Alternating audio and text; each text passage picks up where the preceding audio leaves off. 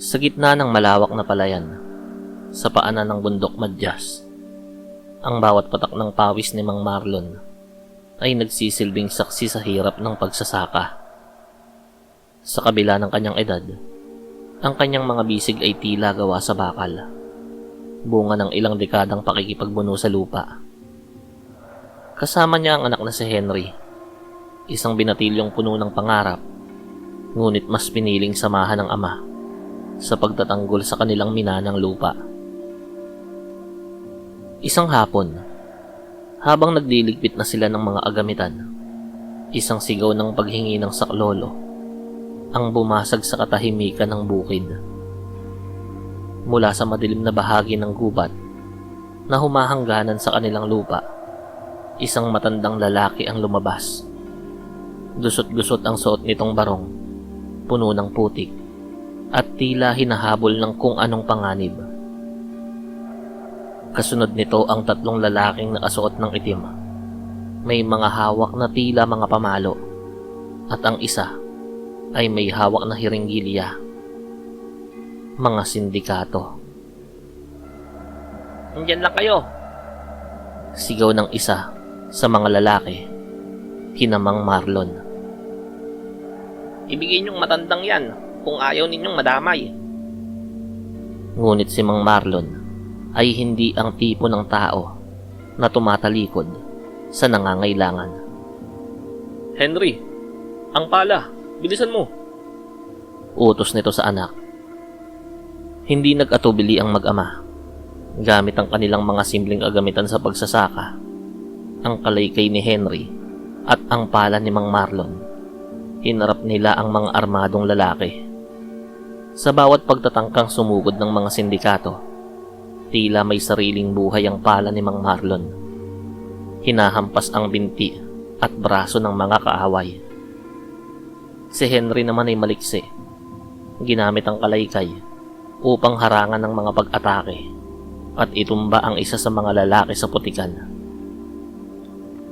Dahil sa determinasyon ng mag-ama at sa takot na baka may makakita pa sa kanila, napaatras ang mga sindikato. Mabilis silang sumakay sa itim na van at kumaripas ng takbo. Matapos ang madugong pagtatangka ng mga sindikato na dukutin ng matanda, dinala ito ng mag-ama sa kanilang munting kubo. Doon, sa ilalim ng liwanag ng isang aandap-andap na gasera, sinuri ni Mang Marlon ang mga sugat ng matanda. "Bakit ka hinahabol, Lolo?"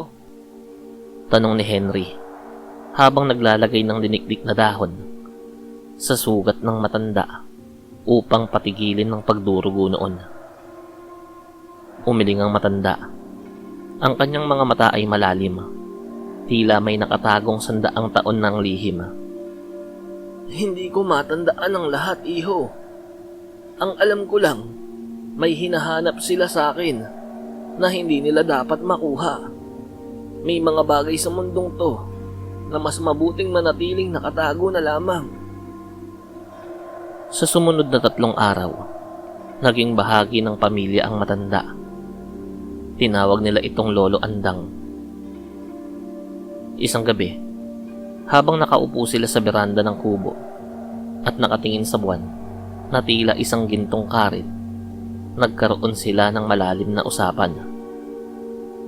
"Marlon," tawag ng matanda, "bakit mo ko tinulungan? Alam mong mapanganib ang mga taong yon. Maaari nilang sunugin ang kubo ninyo o kunin ang buhay nyo." Ngumiti si Mang Marlon ng mapait. "Sa mundong to, Lolo Andang, ang tanging pag-aari natin na hindi mananakaw ng sino man ay ang ating dangal at ang ating pagkatao. Kung hahayaan kong mamatay ka sa harap ko nang wala akong ginagawa, mas masahol pa ako sa mga hayop na humahabol sa'yo." Huminga ng malalim ang matanda. "Ang lupang to, marami itong dugong iniingatan.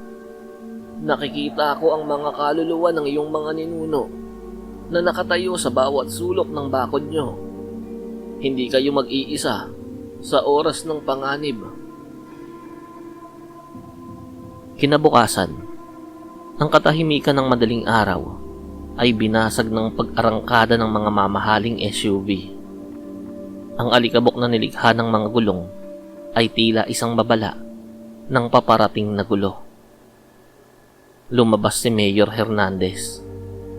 Mayabang, nakasuot ng barong, nakasing puti ng kanyang mga kasinungalingan.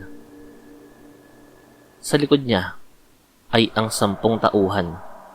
Ang bawat isa ay may hawak na submachine gun at ang iba naman ay may dalang mga galon ng gasolina. Marlon, Henry! Sigaw ng mayor. Huling pagkakataon na to. Pipirmahan nyo ba ang dokumento o gagawin kong abo ang buong lupain to? Kasama kayo. Lumabas ang mag-ama. Hawak ang kanilang pala at kalaykay. Ngunit sa pagkakataong yun, lumabas din ang matanda. Mayor, Malumanay na sabi ng matanda. ang kasakiman ay parang anay. Unti-unti nitong kinakain ng iyong kaluluwa hanggang sa wala nang matira kundi bulok na kahoy. Tumahimik ka, ulyanin ka. Bulyaw ng mayor. Ubusin ang mga yan. Huwag mag-iwan ng saksi. Nang itaas ng mga tauhan ng kanilang mga baril, tumayo sa gitna ang matanda. Sa isang kisap mata, ang hangin ay naging malamig at ang langit ay biglang nagdilim kahit tirik ang araw. Ako ang panganib na hindi nyo pinaghandaan. Wika ng matanda. Binaril siya ni Mayor sa dibdib, ngunit ang matanda ay hindi man lang napaatras.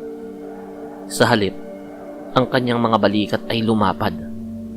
Ang kanyang balat ay naging kasing itim ng uling at ang kanyang mga mata ay nag-alab na parang uling sa impyerno. Ang kanyang barong ay napunit habang lumalabas ang naglalakihang kalamnan at mga oo na tila mga talim ng itak. Aswang! Aswang yan! Sigaw ng isa sa mga tauhan, ngunit huli na ang lahat. Mula sa mga puno ng nyog at sa ilalim ng mga pilapil, naglitawan ng mga nilalang. Hindi lamang isa, kundi dose-dose ng mga nilalang na may matatalas ng ngipin at naglalaway na mga bibig. Sila ang mga alagad ng pinunong aswang. Nagsimula ang karahasan. Isang tauhan ng mayor ang tinangkang magpaputok. Ngunit bago pa siya maakalabit sa gatilyo, isang mabilis na nilalang ang sumakmal sa kanyang leeg. Ang tunog ng nababaling buto ay umalingaw-ngaw sa bukid. Si Lolo Andang naman, sa kanyang anyong aswang, ay tila sumasayaw sa gitna ng labanan. Iniwasan niya ang mga bala nang may bilis na hindi kayang sabayan ng paningin ng tao. Sa isang kumpas ng kanyang kamay, nahati ang baril ng isang lalaki kasama ang braso nito. Tulungan niyo ako! Mga inutil! Sigaw ng mayor habang pilit na binubuksan ang pinto ng kanyang sasakyan. Ngunit ang kanyang mga tauhan ay isa-isa nang nilalapa ng mga nilalang sa dilim. Ang maputing barong ng mayor ay napuno ng tilamsik ng dugo ng kanyang sariling mga tauhan. Ang huling tauhan ay tinangkang hagisan ng granada ang kubo ni na Mang Marlon. Ngunit si Henry, gamit ang kanyang kalaykay, ay maliksing hinampas ang kamay ng lalaki. Sanhi, upang mabitawan nito ang granada sa sarili nitong paanan. Nang matapos ang labanan, tanging si Mayor Hernandez na lamang ang natira. Nakalugmok siya sa putikan, nanginginig at umiiyak. Lumapit ang punong aswang. Ang bawat hakbang nito ay nagiiwan ng malalim na marka sa lupa. Inangat ng aswang ang mayor gamit ang isang kamay sa leeg nito. Ang lupang ito ay pinataba ng pawis ng mag-amang to. Ngayon, papatabain ko naman to gamit ang dugo ng iyong mga alipores. Patawad. Parang awa nyo na. Pagsusumamo ng mayor, habang ang ihi nito ay umaagos na sa kanyang pantalon. Inilapit ng punong aswang ang kanyang muka sa mayor. Ang amoy ng lupa at kamatayan ay bumalot sa politiko. Hahayaan kitang mabuhay para ikwento ang nakita mo. Ngunit tandaan mo, ang bawat gabi ay pag-aari ko. Kapag narinig mo ang mga huni ng tiktik o ang kaluskos sa iyong bubungan, asahan mong naroon ako. Umalis ka sa probinsyang to at huwag nang lilingon dahil sa susunod, ang iyong puso ang gagawin kong hapunan. Binitiwan siya ng aswang. Ang mayor, nawala na sa katuwiran dahil sa takot, ay kumaripas ng takbo sa kalsada. Iniwan ang kanyang mga sasakyan at kayamanan. Bumalik sa anyong tao ang matanda. Hingal na hingal siya, ngunit ang kanyang mga mata ay malinis na muli. Tumingin siya kay Mang Marlon at Henry na nakatayo pa rin, hawak ang kanilang mga agamitan sa pagsasaka. Lolo Andang? Sambit ni Henry. Hindi alam kung dapat bang matakot o magpasalamat. Marlon, Henry, Wika ng matanda. ang inyong kabutihan ang nagligtas sa inyo.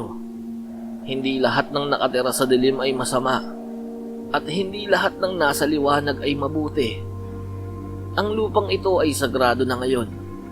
Walang sino mang masamang loob ang makakatapak dito nang hindi namin nalalaman. Yumukod si Mang Marlon bilang paggalang. Salamat po, Lolo Andang. Hindi namin malilimutan ang naging tulong nyo. Ako ang dapat na magpasalamat.